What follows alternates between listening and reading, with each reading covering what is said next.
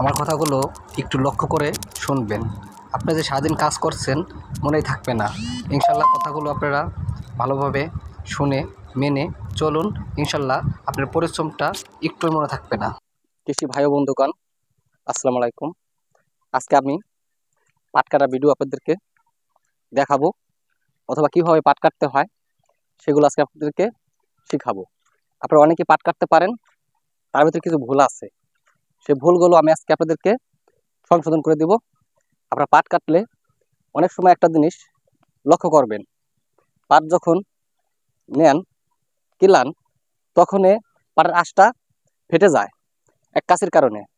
অনেকে সময় বাইরে যখন পাট নেন তখন আপনারা একটা জিনিস লক্ষ্য করবেন, পাটের আঁশটা কাটা থাকে। সে কারণটা, আর যখন পাট কাটতে আসেন তখন কিন্তু আপনাদের অনেক ধরনের সমস্যা সম্মুখীন হতে হয়। তার জন্য আপনারা কি পদক্ষেপ ব্যবস্থা নেবেন সেগুলো আপনাদের মাঝে আজকে তুলে ধরবো। যখন বাসার থেকে বের হবেন তখন দুই পায়ের ভালো করে কেরোসিন তেল মাখবেন। আপনাকে সারাদিন পাট কাটবেন, একটি মশাও কামড় দিবেন না। আর একটি পদক্ষেপ আপনি নেবেন, সেটা হলো আপনাকে চসরা পোকা, জাপ পোকা অনেক সময় আক্রমণ করে। সেটার জন্য আপনারা একইভাবে কেরোসিন তেল ব্যবহার করবেন। আপনি কানের দুই সাইডে আর এই ঘাড়ের সাইড দিয়ে সবসময় একটু কেরোসিন তেল মেখে আসবেন। সারাদিন কাজ করবে, কোনো পোকা আপনাকে আক্রমণ করবে না। এইটা আপনারা মেনে চলবেন। সারাদিন পাট কাটবেন, কোনো সমস্যা হবে না।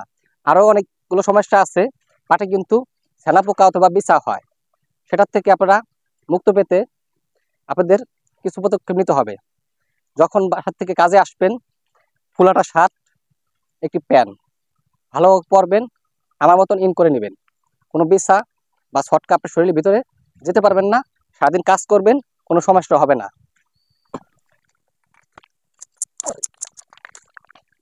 কীভাবে পাট কাটতে হবে বলছিলাম, শেখাবো। কাছে ধরলেই কিন্তু পাট কাটা যায় তা না, পাট কাটার একটা কৌশল আছে। অবশ্যই আপনারা লক্ষ্য করবেন, কৌশলটি আপনারা অবশ্যই শিখে নেবেন। এই যে আমি যে পাটটা পোজ দিলাম, এই যে দেখুন,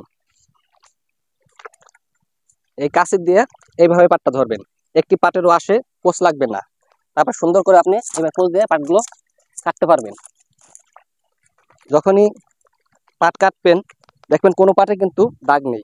আর যখন আপনি এইভাবে কাছে দিয়ে পাটগুলো ধরবেন, এটা দেখবেন এই যে পাটগুলো কিন্তু ছুলে গেছে। আঁশটা খুব নরম। এখানে যখন পাটটা জাগ আসবে তখন কিন্তু এখানে আঁশ ফেটে যাবে, পাটকুড়ির সাথে পাট থেকে যাবে।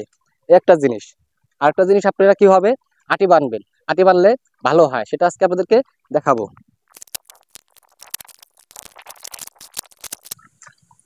যখন এই পাটের আলাটা পূরণ হবে তখন কাছিটা নিচে না থুয়ে এইভাবে থুবেন। থুয়ে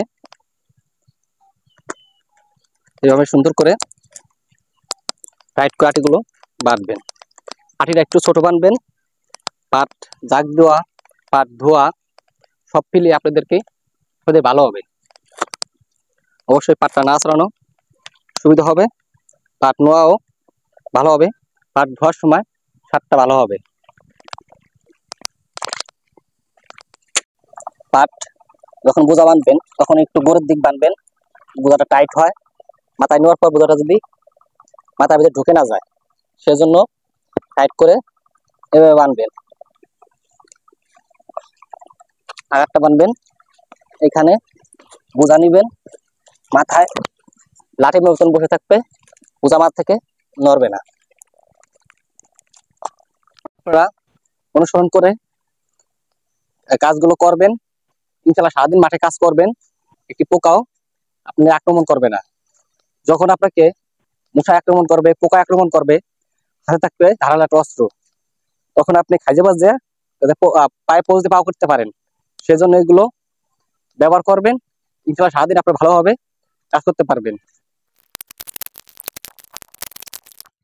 সারাদিন কাজ করে যখন গোসল করে ফেরে বাসায় আসবেন, হাতে ভালোভাবে সরষের তেল মাখবেন, আর পায়ে ভালো করে ভিক্ষায় দিয়ে পাওটাকে ধুয়ে নেবেন। মনে করবেন না আপনি কখনো কাজ করছেন। ইনশাল্লাহ আপনারা একবার ব্যবহার করে দেখুন।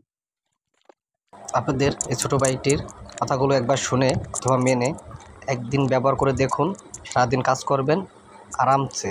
কথাগুলো শুনে যদি ভালো লাগে অবশ্যই চ্যানেলটি সাবস্ক্রাইব করে পাশে থাকবেন, লাইক কমেন্ট করে জানিয়ে দিবেন আপনি কোন জায়গা থেকে ভিডিওটি দেখছেন।